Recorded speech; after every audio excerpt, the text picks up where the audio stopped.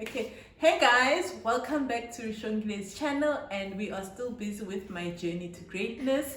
I am Malebo and I've taken over Rishongile's YouTube. Yes.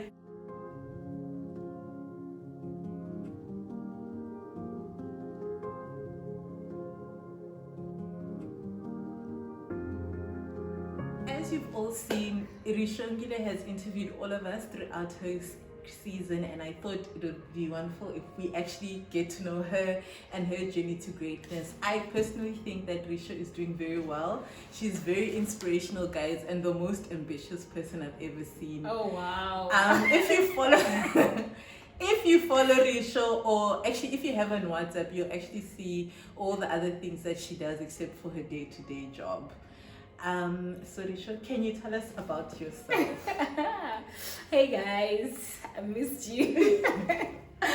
My name is Rishongile Malomani. I was born in Malamlele Hospital, but I was raised Kaminga. Kaminga is a village, Kamalamlele. That's where I grew up. I went to a school called Sasalaman Combined Primary School. And then I moved to Mahlahla Combined Independent Primary School, I think at that point. I can't remember. Yeah, I went there to do from grade 6 to grade 9, and then from grade 10 to grade 12 I went to EPP Minga High School, which is at Malamlele. So that's where I completed my studies. Rishongile, you went to a lot of schools. Why? Is it because your first part of high school, the school ended at grade 9, or you just had to move to a different school? So the reason why I left from Sasalaman in the primary school to Mahlahla is because Mahlahla was better. I think my mother wanted me to have like better education. And then when I went to EPP Minga, it was because Mahlahla was a private school, and then EPP Minga was a public school. So I moved there also because that school ended at grade 9, and also because like my mother wanted to save money for varsity and stuff like that. So I had to move to that other school, and that was the reason. Okay.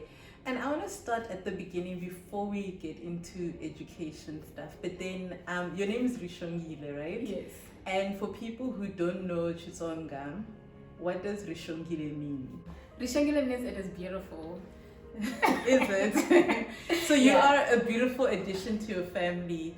I don't know, the reason I like to ask people's names is to see how much of their name do they live up to. So when people name their kids, I think it's very important to give them good names. Yeah. And names of things, I mean, that they can live up to. And if your name is saying it's beautiful, and looking at the life you've been creating for yourself so far, I must say you're doing very well on the beautiful path. Thank you. And then you went to high school, and I know on many of the videos you've been making comments that you actually didn't know what you wanted to do, right? Yeah. Can you elaborate a little bit more on that for everyone? Like you said, you didn't know what to do. So what happened in high school? Do you still want to do? You said you wanted to do medicine, eh? Not even. Medicine was not.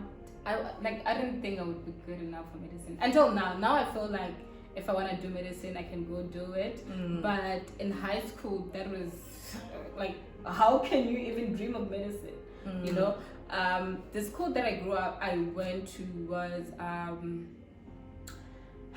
in my opinion, like this is just my opinion, it was very segregated in terms of if you are smart, then like all the good things, you deserve all the good things. If you're not, like if you're like just an average person, then nobody really cares about you. And that's how I felt, because like all the smart people in my school, I felt like they were allowed to dream of things like engineering, medicine, you know, all those big degrees. But then for the rest of us, nobody really, I don't want to say cared, but also another thing that I want to add, it's also a thing of motivation. So in the school that I was at, like people would come and motivate us, but the problem with that whole system that they were using was that they would only bring engineers, they would only bring CAs, they would only bring all those people who have those top careers. And when you ask like, okay, how did you do this, people will tell you that I was always number 1 at school, or was always number 2, and you look at yourself, you're not even in the top 5. So how are you going? Like it made it seem like if you're not in the top 10 or the top 5, you cannot actually get to where they are, you know, which was very discouraging for us, because like, and I was like an average student, but other people who were below average. But I feel like for those people it was worse, because now there was nobody who would come and be like, okay, I actually went to college. This is something that I actually want. One of the people in my journey to greatness, he did not get a bachelor and now doing so well in his life. And I actually wanted him to come simply because of that reason. Because I felt like there are people that like people that are only catered for in like career exhibitions are people that have bachelors. What about someone who gets a higher certificate? Does that mean that their life is over from there? Like there aren't enough information that are catering for these people. I also feel like I didn't do my justice with my journey to greatness, because most of the people that came are people that actually got like bachelors in school, which is okay. Like it's still going to motivate someone, but I always want to motivate someone with a higher certificate, someone with a diploma, you know, someone who did not do science, someone who wasn't good at accounting, someone who only did like general, but now they have actually made it. For me, you know, now I'm rambling, but anyways, the reason why I did not know what I wanted to do is because there was not enough information around me. I felt like I couldn't dream of being a doctor because my marks were also not good enough. I can also say that maths, I think I was like throughout the year I would get like 50. I wouldn't get above 60 with my maths and my physics sometimes, but that was that. With the other subjects everything was fine, but with maths and physics my marks were like below 60. And it's so hard to find something to do with those kind of marks, you know. The only thing that I then found was that, okay, I can actually do BSc, because BSc they wanted like a level 4, like a 50. So that's where I was like, okay, this is something that I can do. But also, like some of the people in my journey to greatness said that I liked life sciences. Life sciences was that one subject that I enjoyed because I could relate to a lot of things. I enjoyed the genetics part of it, you know, when we're doing those TTs, the tall and short. Yeah, so I enjoyed that, and that's how I then decided to pursue a BSc. I mean, you highlight many important things with schooling, and because you've been sharing bits of your journey with it, I think we can comment on a few things. And I had a few thoughts. So firstly, I mean, even though I went to a private school, multiracial and that, but I still do believe what you're saying as you say it right now, that there isn't enough focus on other careers that are available. There isn't enough focus on saying that who got 50 or who got 60, or if you don't make it into medicine now, what is the route you can take alternative at different universities to help you get there? So I think they need to be more focused, because I don't think sometimes people not doing well enough in matric actually means they're very bad students, but it can be the school that they're going to. It can just be that they haven't found the right studying style or things like that, right? And you say then you eventually found comfort in BSc. So even though you didn't really know what you wanted to do, medicine was off the table for you. Is it right to say you just knew you wanted to be in something scientific or life science related? Actually, just to take you back, I'll come back there. I actually went in grade 10. So in grade 10, luckily, I'm also a bit smart. Not that smart, but a bit smart. I was part of the top 25 students. And we went for this thingy called SASTA. Like it was sort of like not a conference, but like a workshop which would happen like every time school closes. So this happened, I think, from grade 10 to 12. I can't remember. No, I can't remember. But we got booklets. And the amazing thing, like just the same thing as I was saying, that booklet was like engineering. So there was a lot of engineering there. And then there was another booklet which had like biotechnology stuff and stuff like that. So I wanted to do biomedical engineering. That's what I wanted. But when I got to matric, and you know when you're in grade 10, that's what you think, this is what I want to do. You get to grade 11, you're like, this is what I want to do. You know, at that point, like amazing. I didn't even know that you had to qualify for a certain subject. You know, for me, it's just like, I want to do this, I'm going to apply for this. I got to grade 12 and they're like, no, you need to be able to have so much.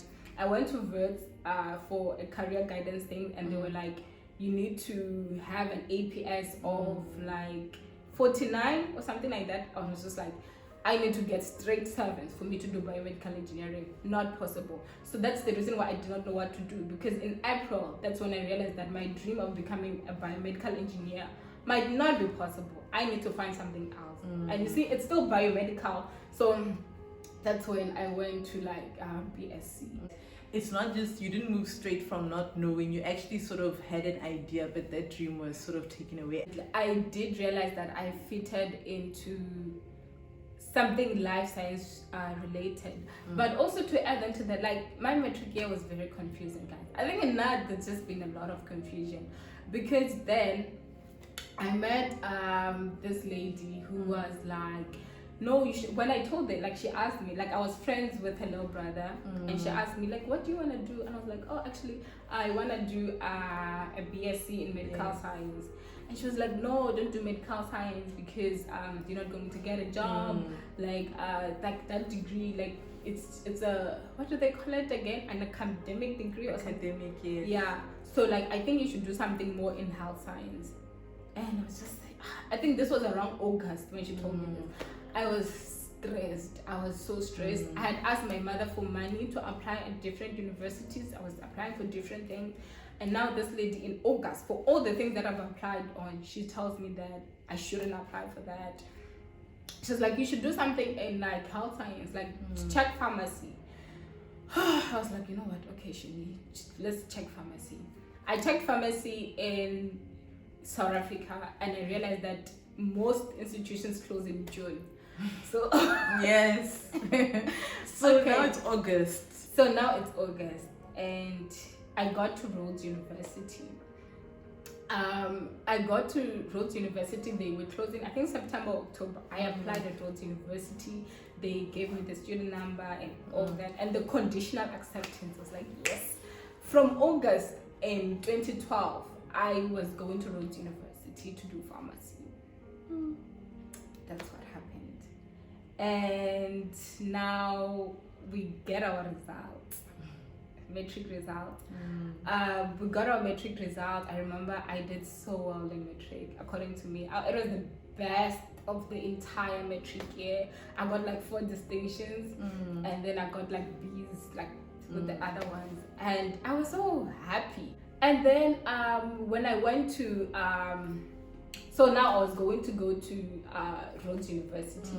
When I called Rhodes University, they were like, no, the space is full. They're going to take me for 2014. Like, I was not willing to stay at home and wait for 2014. And just for clarity, Rhodes was for pharmacy. Rhodes was for pharmacy. And it's not that you wanted pharmacy though, it's just because you were told that's the best thing you should do to get a job. Yes. Okay, so we need to just clarify that for everyone at home, that she knew that she's gonna go into a career that's gonna give her a job immediately after, because she was told what she wanted to do, which was closer to what she originally wanted to do, wasn't a good idea. But obviously disappointment is disappointment, because you had already made up your mind and you're like, okay, I'm going to Rhodes, and now you are left with no Rhodes. And then what else? What then did you do? I cried for like 2 weeks straight in 2013 January, because I had applied. Like, I think that my conversation with that lady, like now that I think about it, now that we're talking, I think it shifted something in my mind. Like, I knew that I had to, I think from that moment I knew that, or I had accepted that I need to get a degree. I need to do a degree that will give me a job when I'm done. And I realized it actually makes sense. Like, you cannot just go to school, after school you stay at home. That, like, I did not want that for myself. So after Rhodes did not happen, I had applied to UFS, University of Free State, for biochemistry. They accepted me, but I was like, I don't want biochemistry. I don't want to do biochemistry. Like, and I had applied for medical science at UP, but they took me for agriculture or something like that. I'm like, I don't want that agriculture thing. And then my mother was like, what do you want then? I was like, I want to do pharmacy. And we're like, okay, cool, let's go to UL. So we went to UL, and I had not applied. And which is the one mistake that I want to tell you guys. The mistake that, this is something that I need to work on. You know, when your instincts tell you something and you don't act on it. When I was in matric, when that lady told me about pharmacy, I knew that University of Limpopo was closing late for pharmacy as well. But I did not apply there because I was so scared to ask my mother for money to actually apply. And the reason why I was so scared is because I had applied already to university. She had given me money already. But I was too scared to be like, now I'm coming again. Now I don't want to do BSc again. Now I want to apply for pharmacy. Like when I applied for roads, because roads was like 100 rands, I did that on my own. Like, you know. So now I'm just like, now I need to go back. I'm gonna look all confused because I don't know what I want. So it's just like, it's fine. Roads is gonna take me.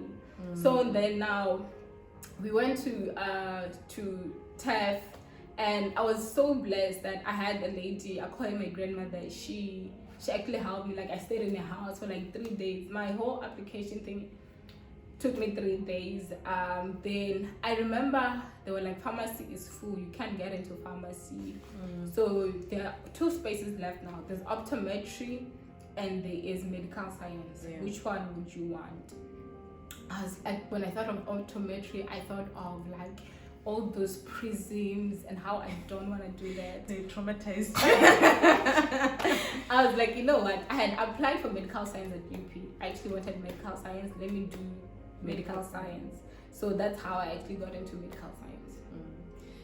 So I have 2 important comments to make. Firstly, is I think you are allowed to be confused when you're in matric and like first year, but you can't be confused forever, guys, please.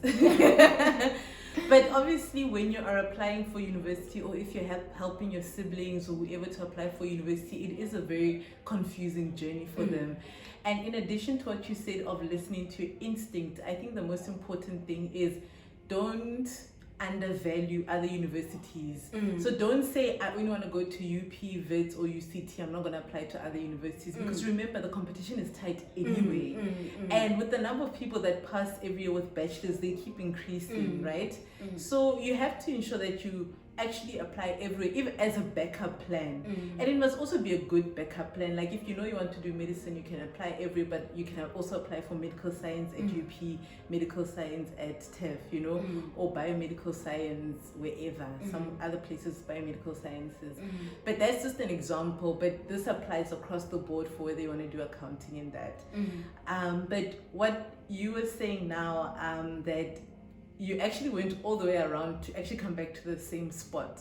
How did that make you feel, that you put in so much effort to apply to pharmacy? And how did it feel for someone to sort of, because I think she kind of took away your dream and like your passion for 2 minutes, you took it away because she was saying, apply for this because it's going to give you a job. How did that impact you going forward in medical science? Do you think it partly led to your confusion? I think it did lead to my confusion, but at the same time, I don't know, man. That's why I think at this point now, I'm just like, you know what, God, I will just keep moving. You know, I'm just gonna keep moving. Where I'm going, how I'm getting there, and all that, like, I feel even now I'm still confused about a lot of things. So it made me. There was a bit of excitement, but I had a different journey from, like most people in my journey to greatness. I'm a medical science student, but for me, my experience was different. I felt first year was kind of cool. I was getting to know people in university, but I did feel like, okay, maybe this is not it. Maybe I'm supposed to do pharmacy. However, still with pharmacy, when I think about the job that I will be doing as a pharmacist, like the only thing that came into my mind is I'll just be selling, basically. Not to say that pharmacy is bad, like guys, pharmacy is so good, like it's not for your personality. But I felt like I'm just, so someone comes with a sleep, I read what's there and then I give it to them. And also I feel there's a lot to pharmacy than just what I had in mind there. But that was what was coming into my mind. But for me, I love money. Like, I really love money. I love money. So it was also a thing of, I'm going to get a job, I'm going to get money. Like, that should be enough, you know.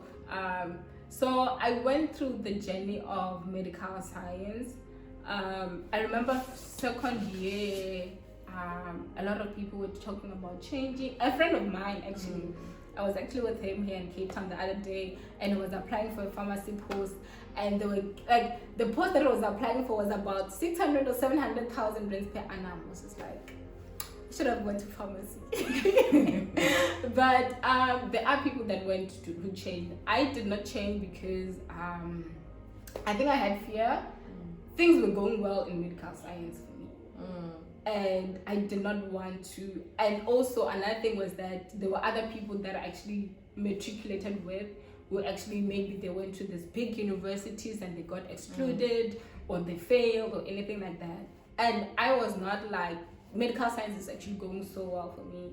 I don't want to leave to go somewhere and then go and fail, because now there's just going to be more confusion in my life, you know. And also, it wasn't a thing of I hated medical science as well, or it wasn't a thing of I have a passion for pharmacy as well, you know. It was just a thing of, okay, this is where I'm at and I'm not comfortable enough. And I feel still in this time I don't make a decision where I'm not completely satisfied with it. Yeah. So so for you, most of those years where I'm doing well, I'm enjoying it, I don't hate where I am, so it's okay. And I think that's fine, because you were still figuring out what's going to be my next move. And you did medical sciences, and then you passed, and then masters came. So guys, I'm going to disclose, Rishongile made me work so hard to helping her apply for genetic counseling, not to do it until this day. I am hurt. But, oh my god. because I think she should have really enjoyed it, because it's quite challenging, and you may go to clinic often, but you never get the same patient. So each patient is challenging on its own, and I think you really like things where they can challenge you, like, you know. But then, when did you decide what to apply for at master's level, and how did that come about? Because now you're enjoying this, you chose to do genetics in fourth year. I'm assuming you really enjoy genetics. But what really made you say, okay, I am doing forensics? No, I'm applying for forensics, genetic counseling. What else did you apply for? I applied for bioinformatics. And bioinformatics. So how did you get to the decision of those three? And tell us how you got then to choosing forensics over all the others. Okay. I just want to say this, guys, like, now there's confusion, as you can tell. Like, this girl has been confused, and one thing I've learned from my entire confusion is that being confused does not mean that you're not going to make it. Being confused does not mean that your life is gonna end or anything like that, or like you will make, even in that confusion. I think what is helping me now is the fact that I believe that God is the one that is directing my steps. Like, I don't know where I'm going, but God is the one that is taking me there, and all I need to do is to work, apply, move. So what happened in my honors, and just to say, like, when I got to third year medical science, I got so stressed because next year, the following year, I was going to do honors. And now what I wanted was to go to school. I remember I did matric when I was like 17. So in my head, I'm like, by the time I'm 21, I'll be working, I'll be driving. You know, the plan was to do a 3-year degree, and then after 3 years, I'll be working, I'll be earning money.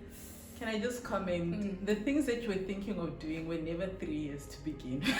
No, medical science was 3 years. Wait, at UP? At UP. Okay, but they don't get the honors part of it. I didn't think that honors was necessary then. Yes, except for that. But what I'm saying, pharmacy is a 4-year degree. Oh, yeah. So your options getting into there also had 4-year degrees. Yeah. And then there you were wanting to be done at the age of 21. But anyway, guys, life is a journey. And then, so now you got to third year, and then now you have to choose honors. Yeah.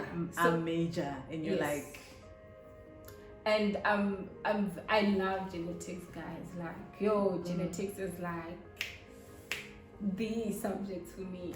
So now I get to honors genetics. I want a job. I'm not looking for masters. I want a job, but I think also the environment. There weren't a lot of people that were looking for jobs, and I did not know where to apply at. The only place was NHLS internship, which I did apply, but they never responded. So then I didn't know where else I need to apply for a job. And then I was like, okay, Shingo, what's the next best thing that you have to do? And that's where I had to do masters. And Prof. Kate was our our supervisor then. She talked a lot about bioinformatics. We even did like a course with UCT for bioinformatics. I didn't enjoy that course, guys. Like, we had to do like Linux, Python. I was like, oh my word. So why did you apply for bioinformatics? Because of jobs? Yes. So she had told us that bioinformatics is the next big thing in genetics, and there's a lot of job opportunities. You can do this and this and that. I was like, you know what, this is just 2 years, and actually even if I hate it now, probably I hate it because I don't understand it, because it's just a crash course. When I get into details about it, I might actually like it. And then I applied for genetic counseling because I love genetic counseling. Like, I like no question about that. And then did you also hear about it from her? Yes, and like everyone was talking about you. Everyone was talking about Malebo, guys. Everyone, like, Malebo was like, no, okay, guys, I wasn't there, so I wouldn't know. Like, everyone was talking about Malebo. She was like our role model. Like, she went to UCT to do genetic counseling, and Prof. Kate is also doing genetic counseling. You know, when you're doing the same course as your supervisor, it's like levels. So yeah, I had heard about it from her. I like the fact that you counsel people. I think I also had like that psychology part of it, counseling people, talking to people. I actually enjoyed that, and then I enjoyed genetics. I love genetics. Like, I love genetics. How do you not love genetics? Exactly. So and then forensic science. I have always been so interested in forensics. I'm looking at NCIS and stuff like that. Like, it was very interesting for me. But with forensics, I also felt, I don't know, which this is so weird. Like, I always had a conviction that if I do forensic science, I'm gonna get a job. Oh. Even though I did not know where I would work. I did not know where forensic scientists work, but you knew a job is coming. I knew with forensic science I would get my job. Hey guys, thank you so much for watching part 1 of my journey to greatness with Rishongile. Please look out for part 2.